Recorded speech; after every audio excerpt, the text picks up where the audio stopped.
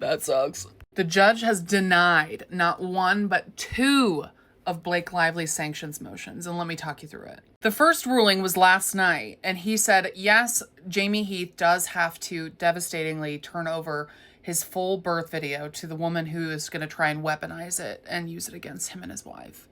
But I think the positive is that the judge is refusing to say that it was misconduct and refusing to say that Jamie Heath acted in bad faith. And if you didn't remember, Blake was also asking that he be punished further by not being able to have any written or oral testimony or offer any evidence to defend himself against anything about the birth video, which, don't even get me started, is such bullshit. But the judge went ahead and denied that as well. But in a further motion this morning, he went ahead and ruled on the Melissa Nathan sanctions motion as well. Blake requested that Melissa Nathan be sanctioned because she overused text box redactions, and Blake thought that they were improper. And he stepped in and was like, yeah, bro, motion denied.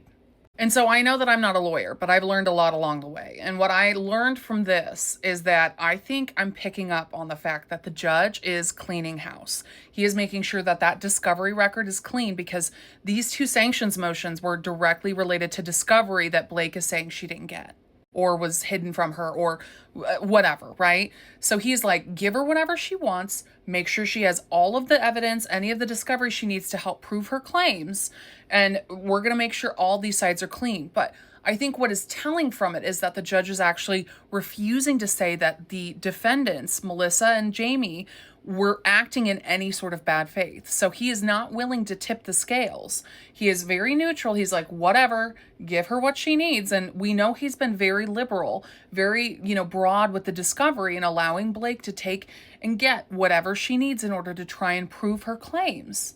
But nobody's getting sanctioned. Nobody is getting precluded or forced to not be able to say what they need to say. We're not giving the jury any instructions yet. It's November. And I think what's even better is nobody is getting a credibility win or hit off of this, because I think that's really what the damage would have been, right? If the judge would have come in and said, okay, yeah, no, he was acting in bad faith, I think that would have spoken a lot to Jamie Heath's credibility. And so I think that's why we're seeing these motions for these sanctions. I wouldn't be surprised. It's 11:15.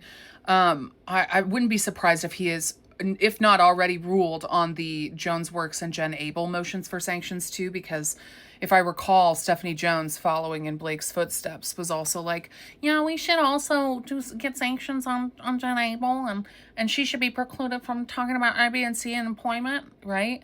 And so all this does is it's telling me this is exactly where he's going as neutrally into this trial as possible, and I'm excited. I'm excited because he probably also had to rule on these before he could rule on the MSJ, right?